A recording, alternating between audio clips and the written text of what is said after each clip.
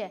विजय कौशिक साहब, 125 से 140 सीटें बीजेपी अपने खाते में कह रही है कि हमारे खाते में आएगी, लेकिन अगर पिछले चुनावों की हम बात करें तो कांग्रेस ने कमबैक किया था। साथ ही साथ अगर हम कच्छ की बात करें तो कच्छ में 6 विधानसभा सीटें हैं जिनमें से एक पर कांग्रेस का कब्जा है और कांग्रेस ये कह रही है कि कच्छ में बीजेपी का खाता भी नहीं खुलने वाला। देखिए, कांग्रेस पार्टी इस चुनाव को जनता के बीच में उनकी समस्याओं को सुनकर उनकी समस्याओं के साथ संघर्ष करके यहाँ इस चुनाव में उतरी है, क्योंकि कोई लगातार संघर्ष चल रहा है, कोई एक दिन की तो बात है नहीं। दूसरी बात मैं ये बताना चाहता हूँ कांग्रेस पार्टी की तरफ से कि आपने अली बाबा 40 चोर की कहानी सुनी होगी। यहाँ फर्क केवल इतना है कि ये जो आज का आधुनिक अली बाबा है, जिन्हें हम माननीय मोदी जी से तुलना कर सकते हैं उनकी, कि ये तो कहते हैं कि ये ईमानदार हैं, बाकी इन्होंने 40 चोर छोड़ रखे हैं पूरे गुजरात को लूटने के लिए, देश को लूटने के लिए।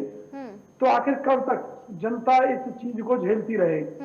अब ये क्या कहते हैं कि भी देखिए, जो अली बाबा हैं वो तो ईमानदार हैं, जो चोर जिन्होंने जनता के हितों पर डाका डाला उनको हमने बदल दिया है।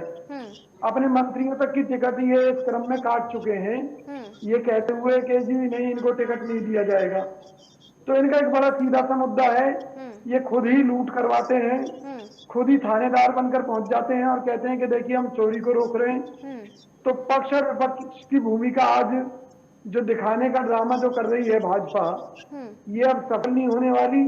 जनता समझ चुकी है कि किस तरह से विकास की आड़ में गुजरात का विनाश किया गया है, किस तरह से शराबबंदी की आड़ में वहां पर शराब, लेकिन बीजेपी तो दावा कर रही है 21 साल में भुज को हमने पूरी तरह से बदल दिया। अगर भुज में आप जाएंगे अब तो आपको पता भी नहीं चलेगा कि 21 साल पहले जो त्रासदी, जो भूकंप यहाँ आया था, जितना नुकसान हुआ था वो यहाँ पर हुआ भी था या नहीं। इस तरह से योजनाबद्ध तरीके से भुज को संभालने की कोशिश की है। बीजेपी दावा करती है कि सिर्फ प्रधानमंत्री नरेंद्र मोदी ने ही किया है जो कुछ किया है। देखिए, भाजपा दावे तो करती है जो कुछ किया है मोदी जी ने किया है, लेकिन जब फेलियर की बात आती है कि भी सरकार भ्रष्ट है, बेईमान है, जनता त्राही त्राही करती है, जब कहते हैं ना ना नहीं, ये मोदी जी ने नहीं किया है, ये तो फला व्यक्ति ने किया, उसकी टिकट काट दी, तो ये सब इनकी साजिशें हैं। और इसका सबूत मैं देना चाहता हूँ कि जब कलकत्ता में पुल हादसा होता है तो मोदी जी की भाषा सुन लीजिए आप, मोदी जी क्या कहते हैं।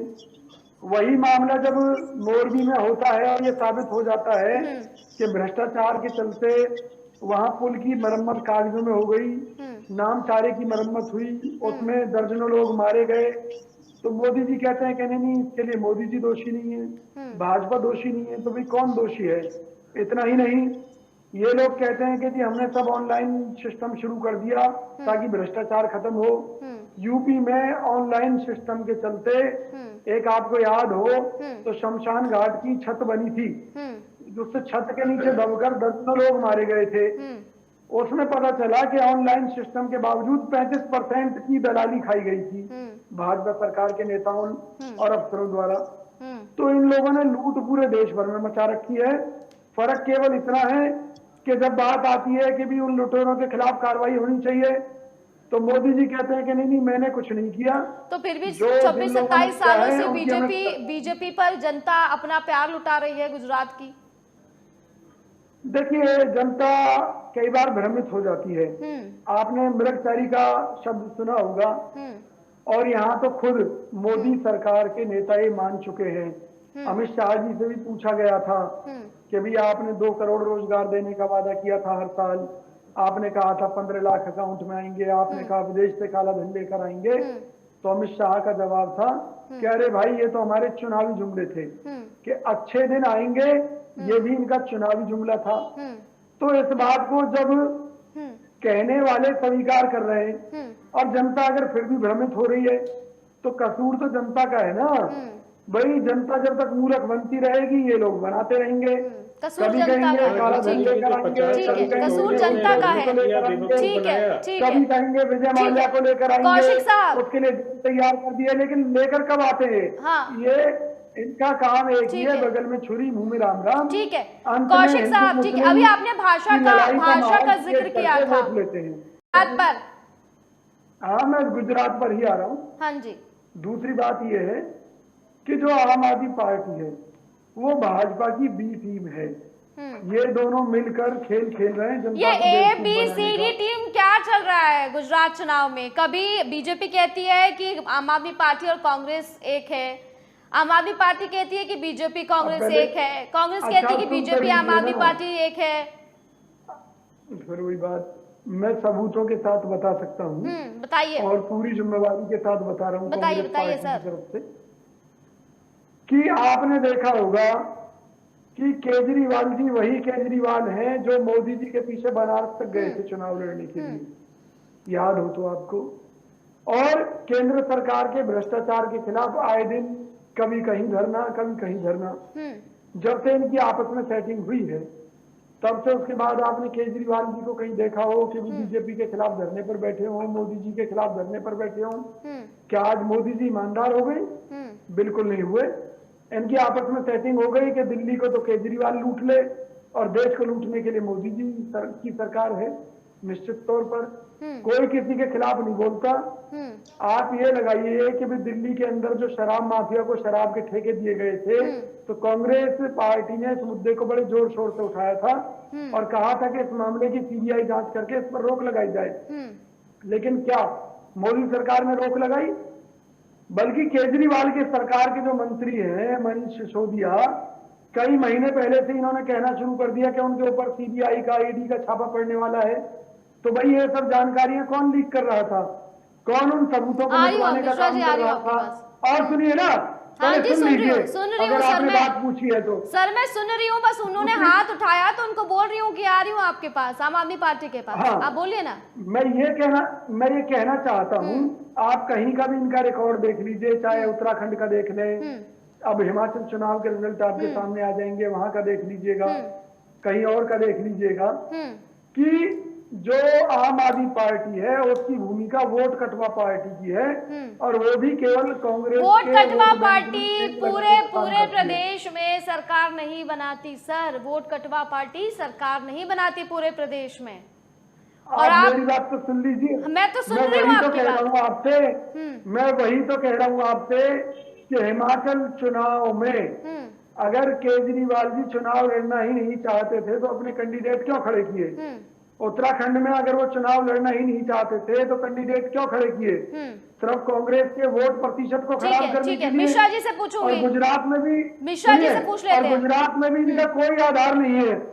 वहां जो है नौटंकी कर रहे हैं, भाजपा आम आदमी पार्टी की बात कर रही है, आम आदमी पार्टी भाजपा की बात कर रही है, आयु खान साहब। जबकि हकीकत यह है कि मुख्य मुकाबला भाजपा और कांग्रेस के बीच में है। कांग्रेस अच्छी पोजीशन में है, वहां पर कांग्रेस पार्टी अपनी सरकार बनाएगी गुजरात में, क्योंकि जनता भाजपा से तंग है, इनके नेताओं मंत्रियों विधायकों की लूट से तंग है। ठीक है और मोदी जी खुद भी डरे हुए हैं। सुनिए, ठीक है कौशिक साहब देखिए समय बीतता जा रहा है। चलते उन्हें अपने मंत्री और विधायकों की टिकटें काटनी पड़ी। ठीक है कौशिक साहब एक बात सुनिए मेरी। अभी आपने कहा कि दिल्ली सरकार की क्या औकात है, ये आपके शब्द थे, आपने कहा अभी। सर एक बात बताइए, आप भी अपनी नेता की तरह, मधुसूदन मिस्त्री की तरह आप औकात दिलाने की बात याद करते हैं और साथ ही साथ इसका फायदा प्रधानमंत्री नरेंद्र मोदी को बहुत हुआ है। कभी कांग्रेस उन्हें मौत का सौदागर कहती है, कभी औकात दिखाने की बात करती है। मैं भाजपा की भाषा नहीं बोल रही हूँ। अरे सुन तो लीजिए, मैं सिर्फ आपको बता रही हूँ, मैंने किसी भाषा शैली की बात करते हैं। तो सुन लीजिए, जब मैं तो सुन रही हूँ आपकी बात, आप क्यों इस तरह के शब्दों का इस्तेमाल कर रहे हैं? सुनिए, मैंने किसी व्यक्ति विशेष की बात नहीं की, वजूद खत्म हो गया है, लेकिन इनकी अगर दिल्ली सरकार की आपने औकात की बात की है, उसकी हद दिल्ली सरकार की इतनी हैसियत नहीं है कि वो दिल्ली पुलिस को अपने अधीन रख ले। ये शब्द ही अपने आप में गलत हो जाता है ना सर। दिल्ली पुलिस उसके अधीन ही नहीं है, ये शब्द अपने आप में गलत हो जाता है। पुलिस का प्रयोग कैसे कर लेगी जो केंद्र सरकार के अधीन है? तो इसमें सरकार की बात कही है, औकात का मतलब हैसियत।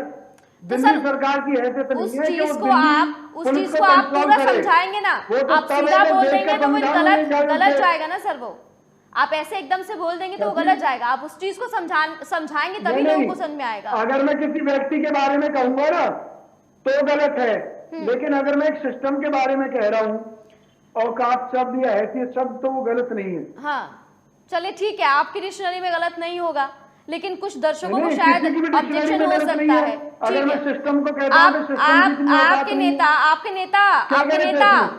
औकात दिखाने की बात करते हैं। आपके ही नेता कभी कहते हैं मौत का सौदागर, कभी कहते हैं नीच आदमी, कभी कहते हैं नाली का कीड़ा। इन अरे शब्दों ये का औकात इस्तेमाल दिखाने की बात नहीं है, सुनिए मेरी बात। जिन नेताओं के कांग्रेस के नेताओं के बयान थे वो उनके निजी बयान थे।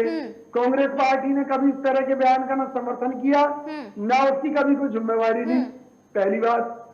दूसरी बात, कर्तम तो भोगतम, जो जैसा करता है वैसा भोगता है। लेकिन उनका शिष्टाचार भी साथ ही साथ खत्म हो रहा है। ठीक है, आपकी डिक्शनरी में शायद औकात शब्द सही होता होगा, लेकिन हमारी डिक्शनरी में औकात शब्द सिस्टम ठीक के नहीं लिए है। औकात शब्द सही है।